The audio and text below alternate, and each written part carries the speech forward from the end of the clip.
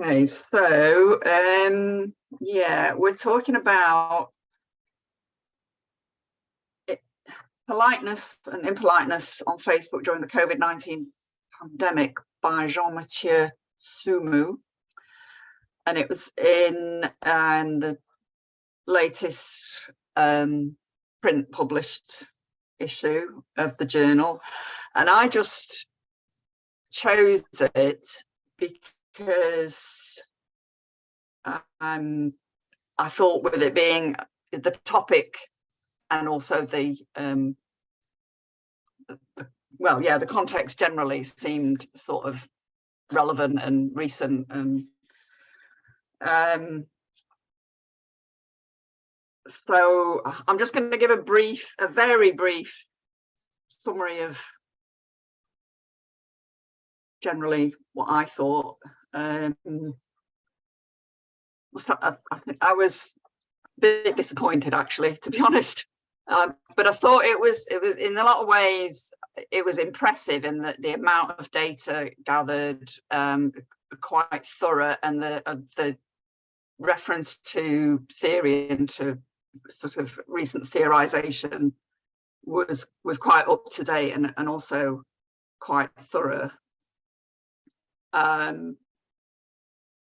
But I thought the data analysis, I didn't always agree with the analysis of the data, and in some places I thought it was a bit superficial in that, I don't know, there was a bit of a kind of, I thought that they could have done more with it, really, I suppose, and said some more interesting things. So anyway, that's what I thought. I'm just going to leave it at that and throw it open to anybody else. If anybody thinks I'm wrong or wants to get into specifics. I have to confess that I only skim read this paper, but I was sort of wondering, like, why is it so relevant that it's in relation to COVID-19? I didn't completely get that argument that this was so special because it is related to politeness, impoliteness, and social media and COVID-19. I just wondered if you had the same feeling or whether that was just me. Yeah, well, I think I think it is a he, isn't it? Jean-Mathieu seems to say that, or my understanding was that because it's it's a topic around illness and kind of difficult news, that kind of thing. I think he's trying to make the argument that means that it's going to have a certain effect on politeness and impoliteness and the way it's talked about and that sort of thing, which, again, I didn't particularly buy that, actually. That I think at the beginning he was trying to make an argument around sort of delivery of bad news and that sort of thing. And also he said something about, did he expect there to be more polite messages than impolite messages because of that? And I kind of didn't really. It's like, have you looked at Facebook? Yeah, exactly. Facebook and social media seems to invite, in general, impoliteness, regardless of the topic. And the fact is, Giuliani would make it more likely. I suppose you could say it's COVID-19 in the sense that the comments are as much about Trump's handling of COVID-19 as they are about Giuliani, because he's seen as Trump's stooge. Then a lot of people are using it as a that a lot of the reasons for impoliteness are to do with Trump's handling of that situation. But yeah, I still thought that he kind of made more of this being a very distinct thing. That this was hugely different, from other discussions on Facebook, and I didn't really agree with that. I thought this is fairly typical of this may example now, but sorry for those of you not in a British UK culture context, but I think there was a sort of a media personality died about a week or so ago, somebody called Paula Grady, and and there were similar, as with any deaths, so on Facebook, people kind of writing condolences and things. But a number of on that they commented, people were commenting that this was one of the few posts like this they'd seen where nobody said anything nasty about the person who died. That actually they were all positive comments, and so people actually commented on. That is interesting, actually. Yeah, absolutely. And I looked, and I couldn't see a negative comment either. And yeah, that's really unusual. So yeah, so I thought his argument that this was marked example of discourse on Facebook in some way just didn't really ring true with me.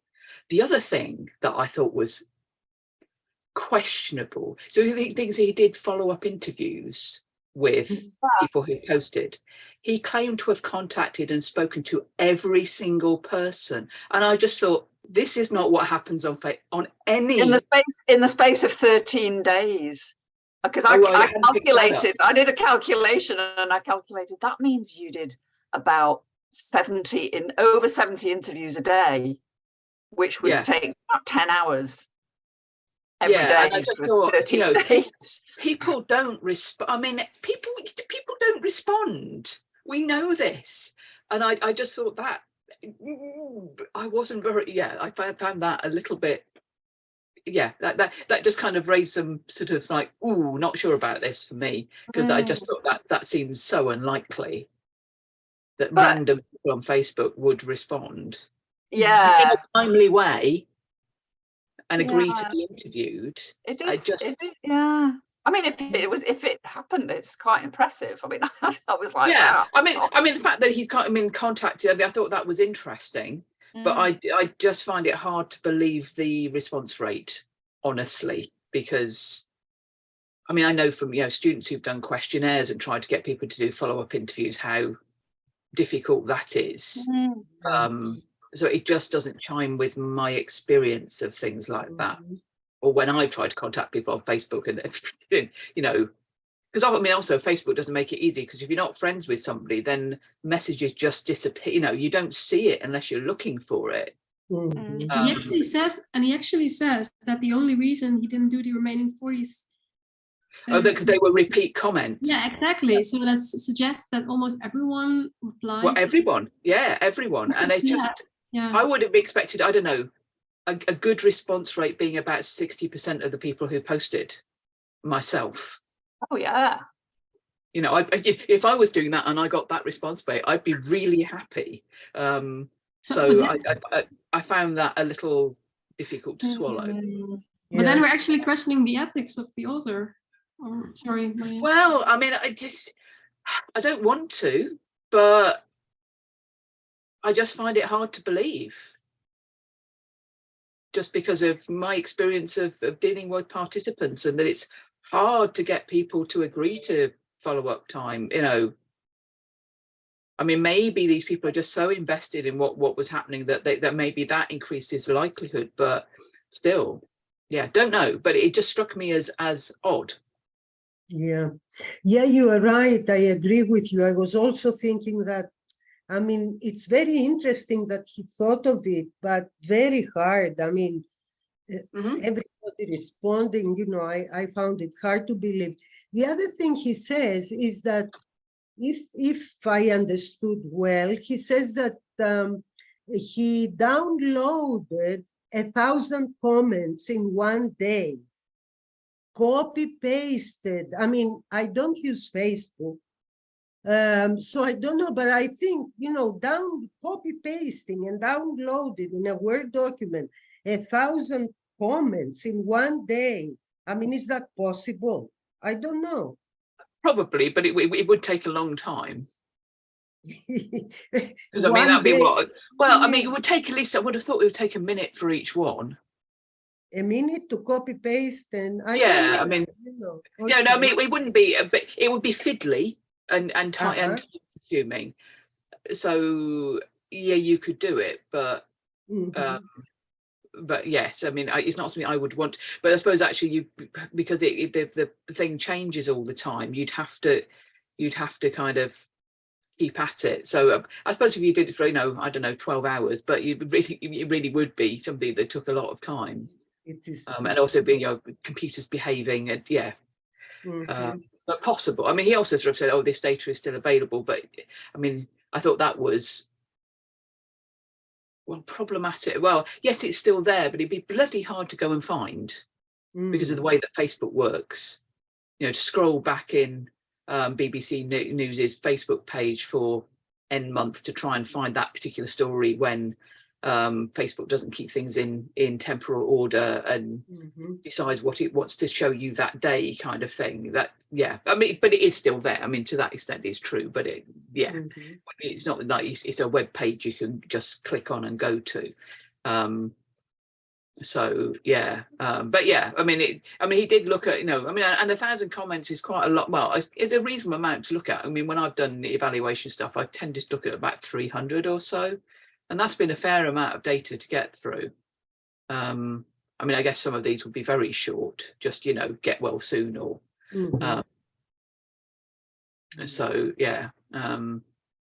But yeah, I mean, it was an interesting approach, and he obviously did get some useful comments from people, and so in one level, I suppose it doesn't matter what his response rate was. It's more about what comments he got and how useful they were. And he seem to get some, some comments that gave insight into. Yeah. The actual data that was discussed in the paper, a lot of it was quite interesting, but again, I was a little bit frustrated sometimes by the analysis of it. I found it very descriptive. Yeah. It's like, oh, here's some examples of this, here's some examples of that, and I was kind of left thinking, so what, so what? Yeah. It was more like that. Yeah, these different types of. So it was the routine in politeness, and then the indirect in politeness were two, and it was kind of like a list of examples of those, and then the politeness, and a kind of a list of examples of those as well. And seemed to me, unless I've missed, which I could well have done because I did start skim reading towards the end, that it was more a case of saying, oh well, Culpepper was right, kind of thing. That was the main point. I mean, I suppose there were some interesting ones where people were saying where there were examples where there seemed to be very contrasting views that sort of you might have politeness get well soon along with something quite derogatory towards the person himself, or vice versa. Sort of like a cognitive dissonance within it. So I thought those were more interesting. Because that one you wouldn't normally see. I can't stand you, but get well soon. Wouldn't wish it on anybody, kind of thing, or other people. So those were kind of quite interesting. How.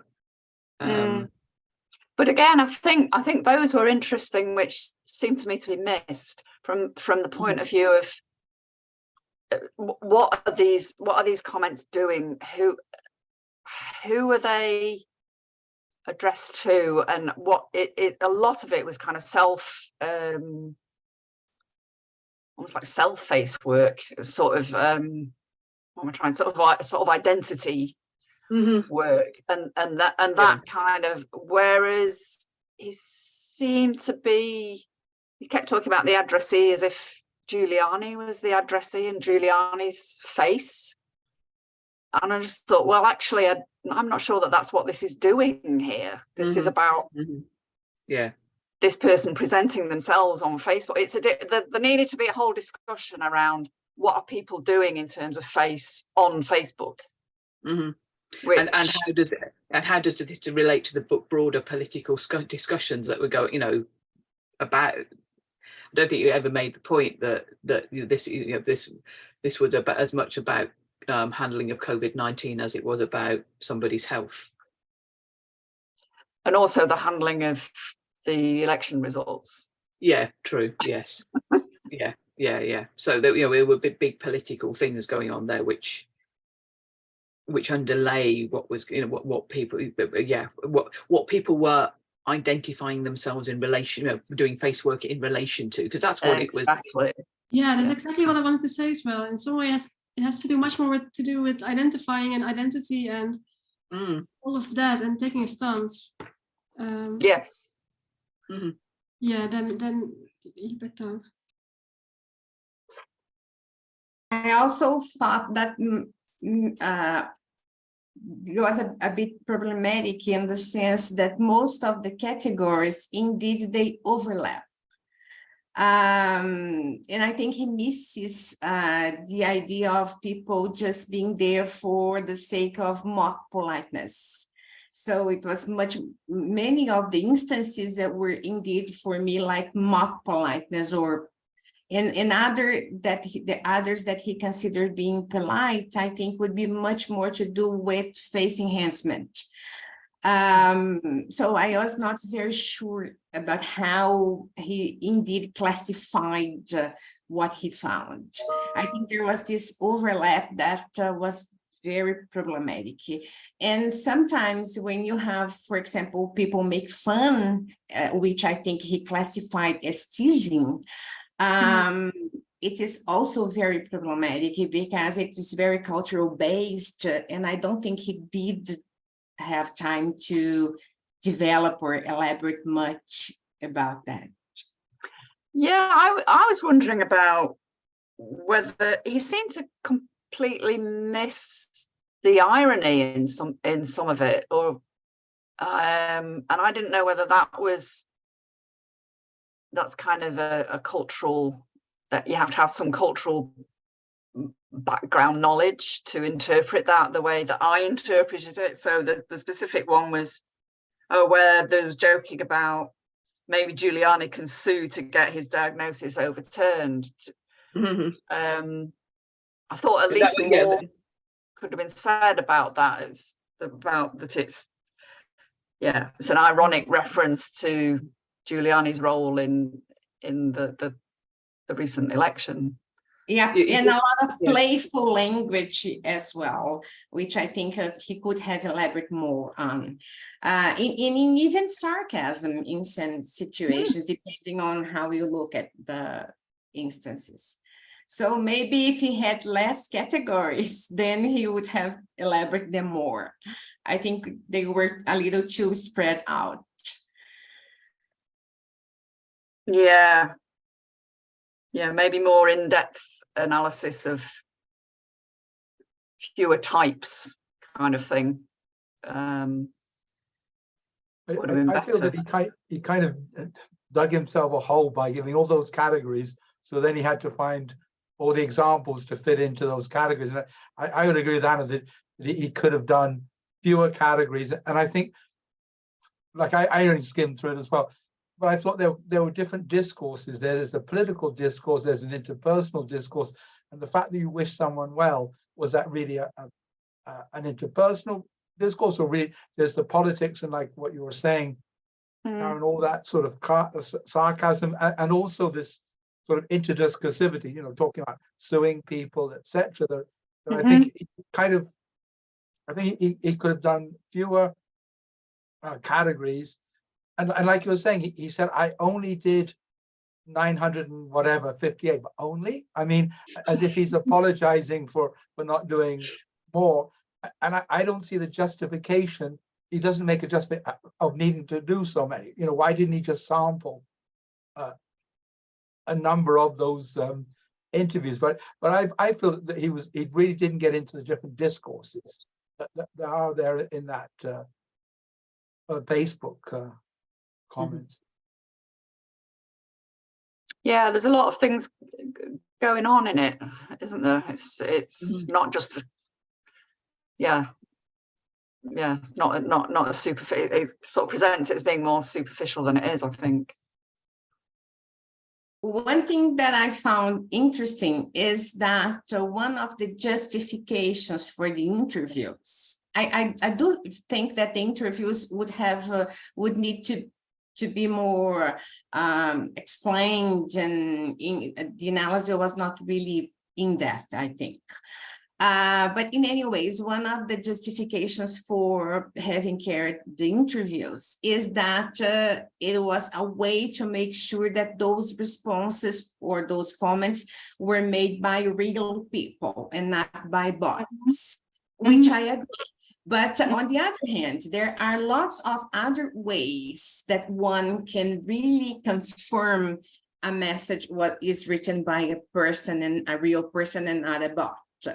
You don't really need to interview people to have that confirmation. So that, I think, for me was a little too naive, I think. I mean, it might be he was collecting the data with a view for, that this wasn't the only thing he was going to use this data for. Yeah. Maybe he could, yeah. Yeah. Which would make more sense, I think. Yeah. I mean, I'm again, because I didn't read the latter parts of it in too much detail. I didn't notice an awful lot of use of the actual interviews in this paper. I think there's at least one reference to having interviewed somebody to get their meaning behind what they said, but I didn't spot any others. So I'm wondering. There were a few. There weren't loads, but there were a few. Right. Right. Yeah, I remember seeing it. At least I don't know, three or four or something like that. So there were a few there, but not loads. And in one case, I mean, I looked at the exchange. I thought it was just a very odd exchange, and the comments didn't really. Was that the one about a great man? That one, was that the one you were thinking about? Yeah, that's the one. Yeah. Yeah, because the reason I think is because I thought it reads a bit odd. Yeah. Yeah. Which page is that? It was towards the end. Well, it was still in the impoliteness stuff, wasn't it? And it's true, it was difficult to know how to take that response, which in itself is could have been interesting to comment on, I suppose. Yeah, it just didn't really. The explanation of why the person said what they did just didn't really follow. Well, I can't find it now. Yeah, I'm looking as well.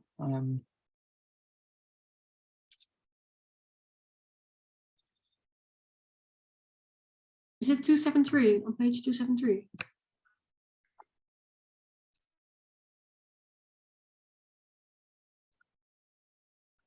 No, never mind. I don't know.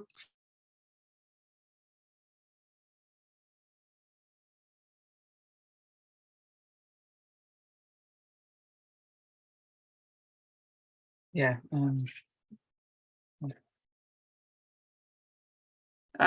276. 276. Under appraisal.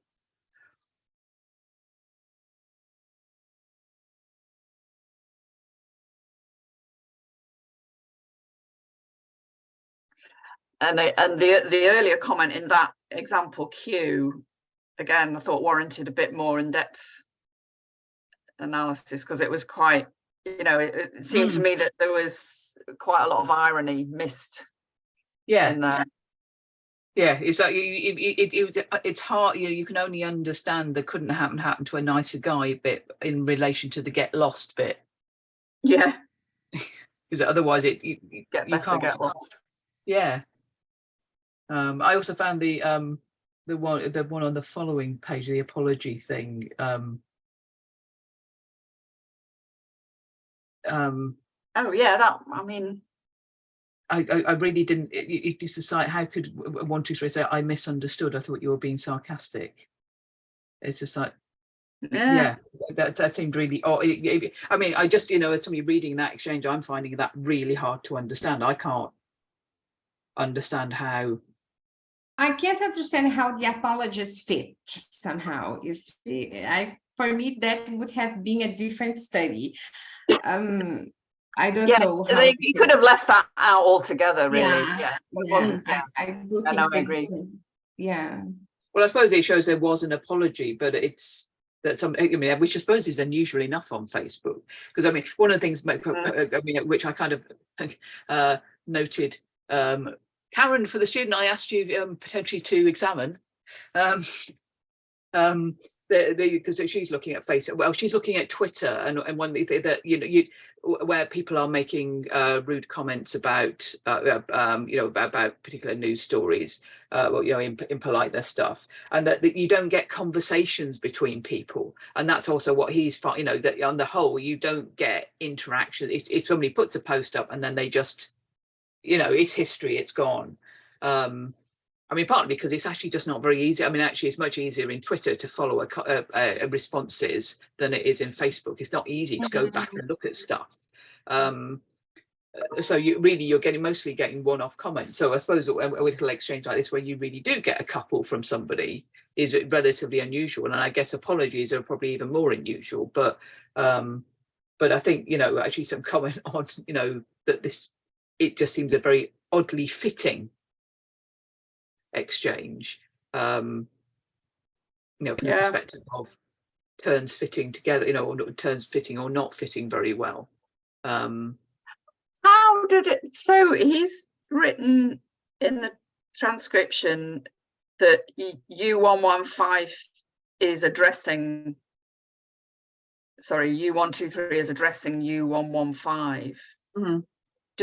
Is it possible to know that? Well, because often if you reply to somebody, you reply with their name.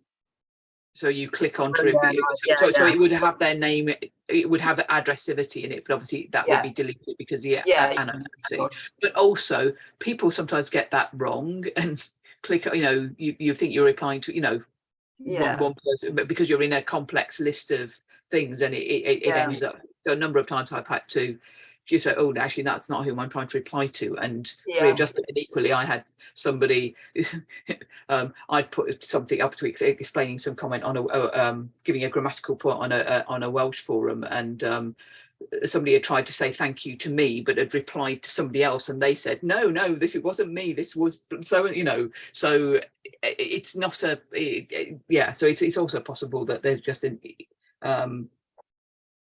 it's an incorrect use of addressivity, although it does seem to, the thing it says it's really horrible does seem to relate to what U15 says about, their negative feelings about what's happening in the US at that particular time. But the thing that I thought you were being sarcastic didn't seem to me to relate very well to I know exactly. Initial posts about exactly. I thought, how could you take that as sarcasm? I didn't really. Yeah, anyway. I found that. So that's with the bit that didn't suggest it's possible they could have been responding to something else. Yeah, indeed, because it just doesn't, because you think, oh, maybe I've missed something. You go back and look at it. It's like, I just can't see something I can. I mean, unless there's some US cultural thing I'm just missing, which is possible, because I don't live in that community, but in the UK we are so bombarded with American news stories and media and so forth that we hear so much more about the US than we do hear about equivalent stories in Europe, for example. So don't know. So that one did seem a bit odd. And at least some comment about this doesn't seem to fit very well. But it's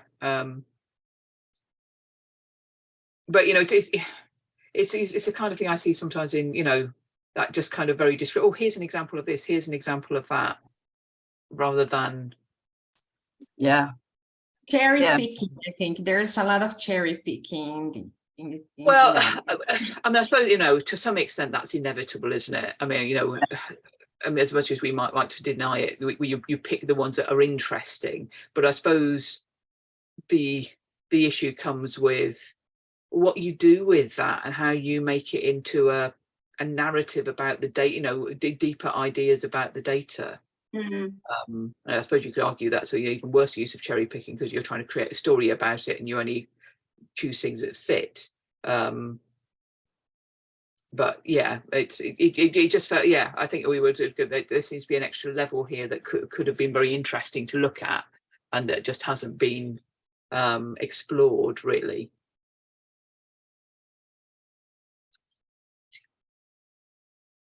I feel like there's something missing here as well in terms of like the interview on this one. Because if he actually interviewed these people who said, I thought you were being sarcastic, wouldn't that give perhaps some extra context to how this exchange actually fits together? That's true. Yeah. Yeah, because on one other Because one, he's saying he interviewed every single person, so, which I also found really hard to believe. Yes, I said that before you got here, Liz. I should say that if anyone did the maths, which I did, between his date ranges and the number of people he interviewed and the length of time he said each interview took. I did. You did the math too? Yeah, what did you come up with? I came up with 9 hours a day for 12 days straight. Yeah, okay, yeah. And I asked him when I proofread this article, is this right? And he said, yes. So there you go. I mean, I hadn't done the maths, although I did think that's an awful lot of interviews to do in a relative, it's just an awful lot of interviews to do in any length of time, and what an immense amount of work. But yeah, for me, it was a response rate. It was just like, really? Yes, who the hell gets 100% response rate? Yeah. I'm sorry I was late and I missed you all saying this already. yeah. Well, you see, it makes me feel because you don't want to question other people, have people done what they've said they've done, but it does seem unlikely, doesn't it? Yeah. So it's not something that normal. We take what people say they've done at face value, don't we? Really.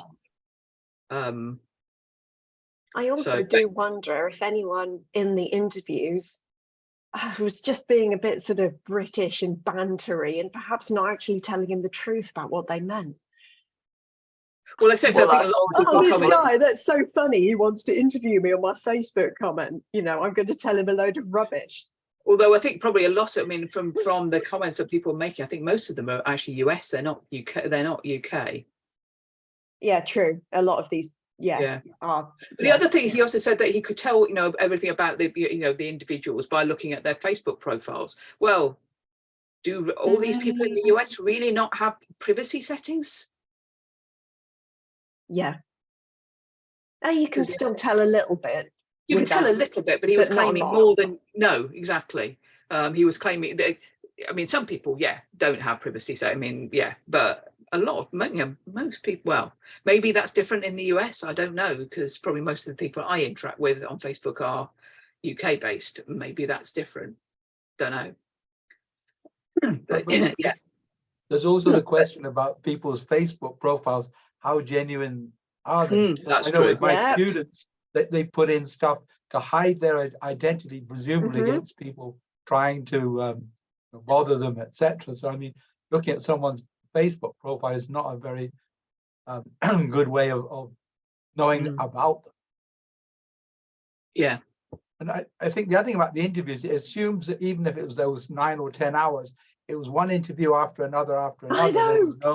There was no gap between the interviews. Yeah. Even more unlikely. Yeah.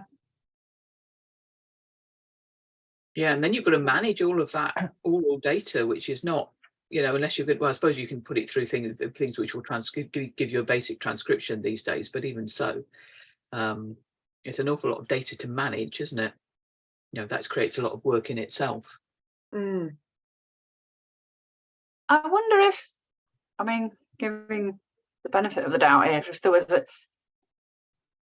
if he's using the term interview loosely, and there was another way that he gathered the data, like it was an open-ended questionnaire or something that he just slung out to everybody, rather than actually. Yeah, but you would have thought that people were even less likely to engage with that, actually. So it's like, random questionnaire, what am I going to fill this in?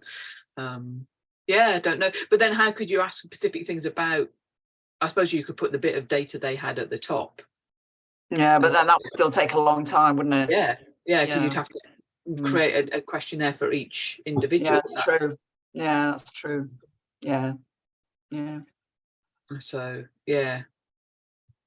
but so But I think, you know, in terms of our kind of feelings about the paper, the key thing is more to do with, you know, what the analysis itself doesn't seem to go that far in terms of the so whatness. Yeah. You know, why would this be interesting to somebody, you know, to other politeness people? You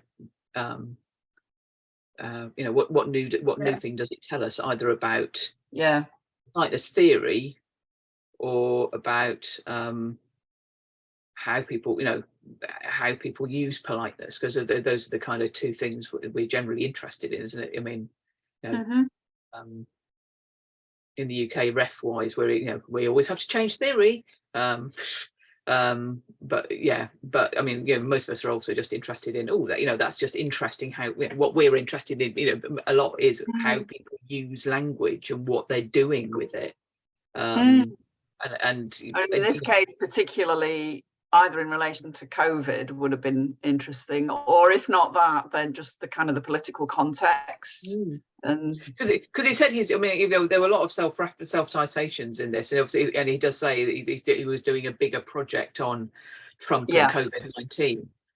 So you think, you know, he must have the political background to this, you know,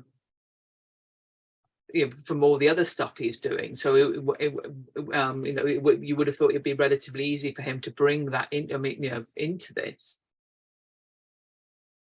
Can I ask, I'm sorry first for being late. My name's Molly.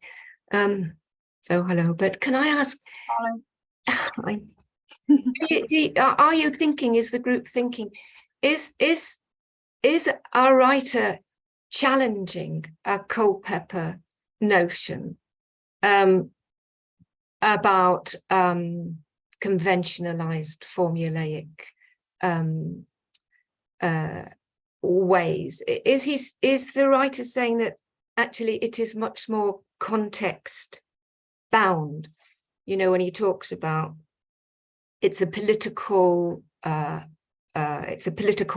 platform, is that what the writer is arguing? Is that what the group has thought, that the writer is the main point?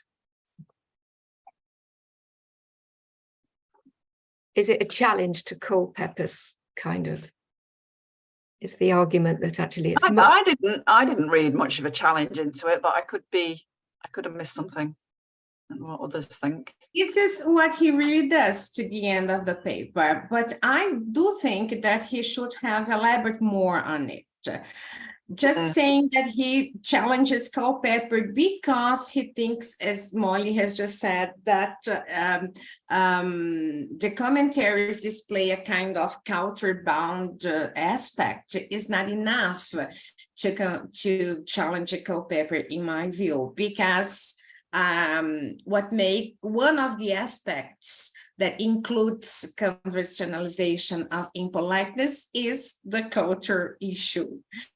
So it's there already. So I didn't really get this point. I thought that he should need to elaborate more and maybe write another paper to have that done.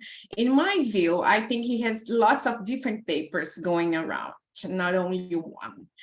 And which as a result, it turns out to be a very superficial analysis and a superficial conclusion too, somehow. I think he sidesteps the issue, because I mean he talks about whilst there are items that fit within Culpeper's conventionalized formula into impoliteness approach, there are other impoliteness oriented items, and I think he could have, you know, got into that.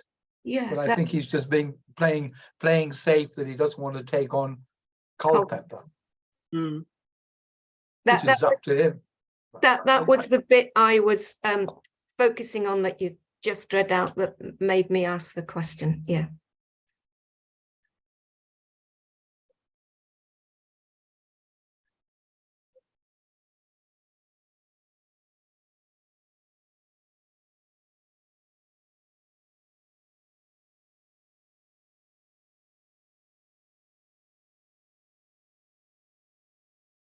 If we run out of steam already on this.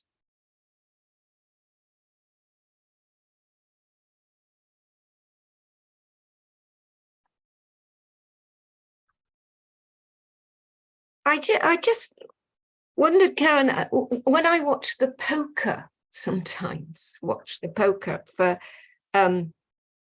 yeah, there is that thing,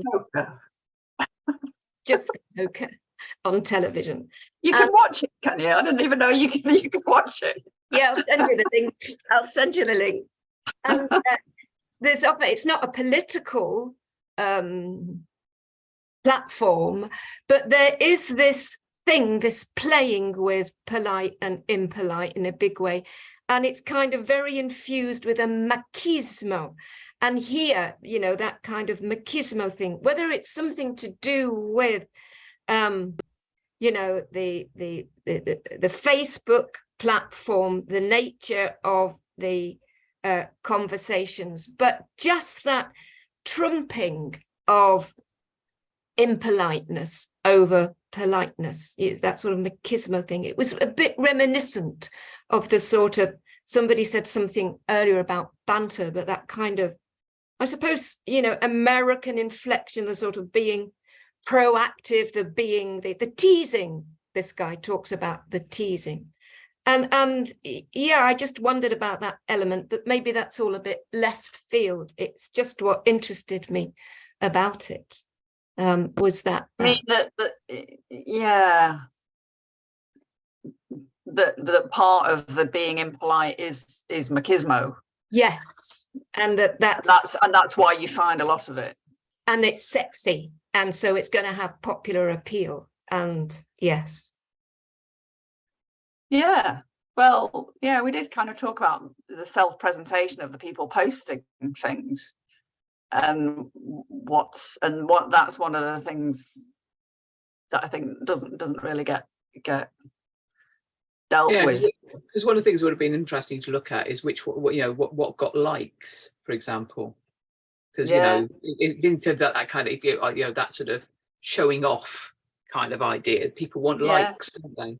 And what entertains people, what makes people laugh. I mean, that's why people do banter, isn't it? I mean, you just talk a little bit about it's kind of the inclusiveness of it he mentions. But again, like Anna was saying, there's a lot of different things that could be gone into in more depth. But yeah, there's too many things that are dealt with superficially, kind of thing. So a lot of things get a mention, but then that's it. Yeah. And also you're hiding behind a degree of anonymity on Facebook that you're not exposed in a face-to-face. So maybe you do come out and say things in a more aggressive or actual way. You don't have to defend yourself.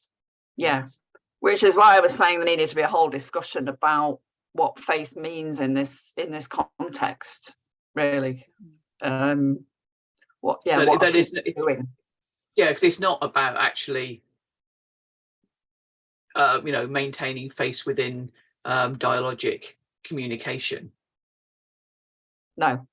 You know, it's more about, you know, how you're presenting yourself to the world in general. Yeah, exactly.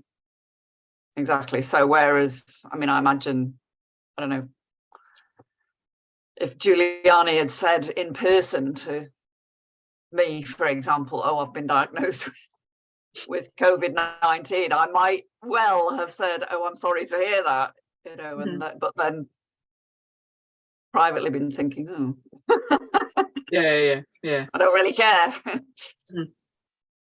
But yeah, so there's no real link with, well, Giuliani at all, because it's put up by a news agency. It's nothing to do with him anyway. No. And it's not as if he's going to be looking at it.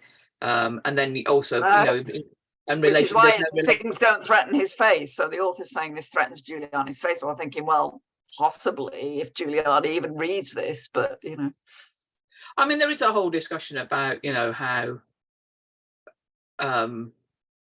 you know, online attacks affect people, but I think those are at least sent to, you know, individual accounts, or you know, where the person is likely to see them, rather than stuff written about news stories. But yeah, I suppose I've never been in that position, so I can't. Yeah, that's difficult to comment on. You know, to what extent, what difference those things make.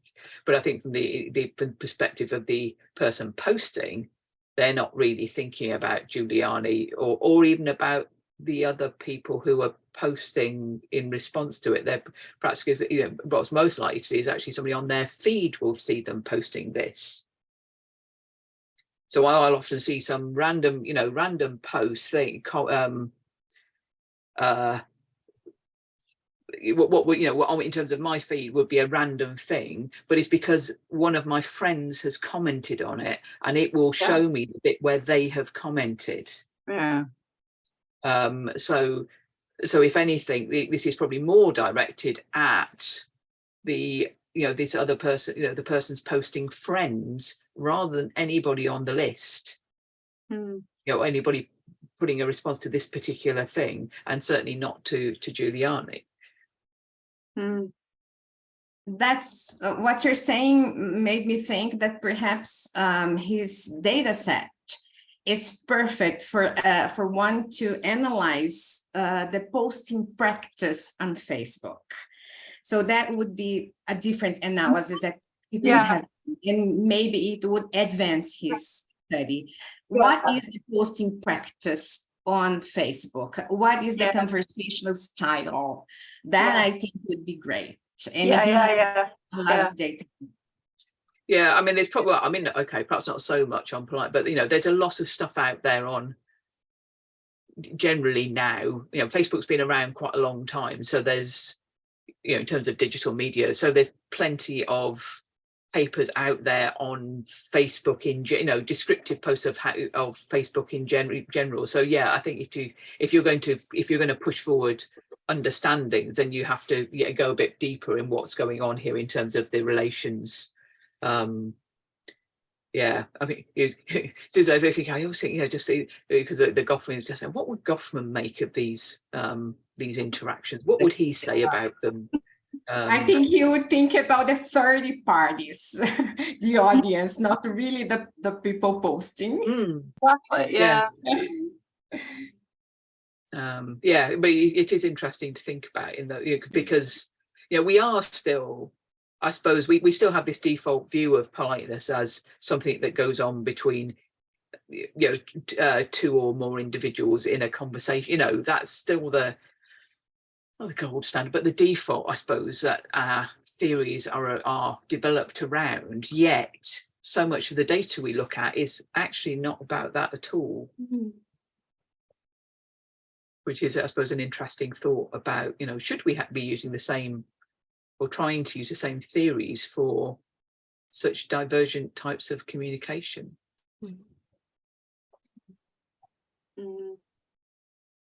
But also what you're saying about faces, you know, it doesn't affect his face, but maybe it affects his political face in the sense of who he belongs to, etc. So maybe there are different types of faces there that obviously he doesn't read it, but does it affect his image, what people think of him, etc. So maybe in that sense it does damage a face, but maybe Goffman doesn't really talk about that type of face. It's a different face completely. No. Well, yeah, I mean, you know, I would say this is all a cipher for, you know, basically pro-Trump versus anti-Trump, really. No, definitely, yeah. Yeah, and that's what's being that's what's being played out here. Yeah. I was watching, you know, in the UK, if you see stuff on the BBC, it's basically right wing versus left wing, you know, using the BBC as a cipher for playing out broader political. You know, if you're pro BBC, you're probably left wing, and if you're anti BBC, you're probably right wing. And that's how those. Oh, not anymore, Bethan. Not anymore. Really? Or am I behind? Well, there's. Well, yeah, I mean, yeah, there is an element of extremes on both sides, but yeah, no, I have seen, yeah, so sort of, but there are, you know, essentially those kind of political arguments are being played through talking, being pro or anti BBC. You know, it's the same with BBC. It's the same kind of kind of thing going on. Although, yeah, probably not as clear cut, true. But you know, on the soaps, I think that's still the case. I mean, if you think of Casualty, its whole thing, its whole thrust is, look what's happening to our crumbling NHS. It's almost pantomime, you know, like a pantomime. It's like almost stereotype, but that's what it's about. And in EastEnders, they've had some knockout storylines about consent for the gay community, the male gay community. So in a sense, it does still lend itself in some, you know, more than pockets to those sort of left issues in society, which is worth the crack. It's worth the watching. Yeah, is it? Yeah, just that wanted to put in. Yeah, we could go into an interesting discussion about, well, it probably wouldn't be that interesting for people who don't live in the UK, but the British media. Yeah, God, yes, yeah. Become a law unto itself, I do agree. Mm. The Ukrainian refugees, for I example. suppose I was thinking more about the news coverage actually than the drama. Yeah. Yeah. Yeah. The Ukrainian anyway. refugee news coverage is of one voice in our British press, isn't it? You know, yeah. Pretty much. That's about the one thing that, yeah, there is no differential on it. Actually, it'd be interesting to know if that's true elsewhere in Europe. Because I mean, you know, in the UK, other types of migrants. Whether it's true in the Middle East as well. Yes, quite. Yeah. Other types of migrants in the UK get very negative press, but at the moment, you know, that the positive view of Ukrainian migrants is still being maintained. How long that will go on for is perhaps an interesting. Yeah, that's an interesting question. But yeah. Right. I'm gonna, since we're nearly at 12, we'll bring the discussion of the paper to a close. I think we have exhausted our critique probably. A couple of things. One is, if people have something that they really would like us to discuss, I'd be very grateful to receive suggestions, because otherwise, you know, I end up picking something at random from the journal that possibly isn't that interesting. So yeah, so that's the first thing. You know, suggestions gratefully received. The other thing is, I am in the not too distant future probably going to want to withdraw from coordinating this this group. Not that I want to disband the, you know, I still would want it to exist and to participate, but I just don't want to be responsible for coordinating it anymore. So if anybody here is thinking they might like to do it, or knows somebody that might like to do it, just bear that in mind. So it's just sort of advance warning of that. I'm going to stop recording anyway.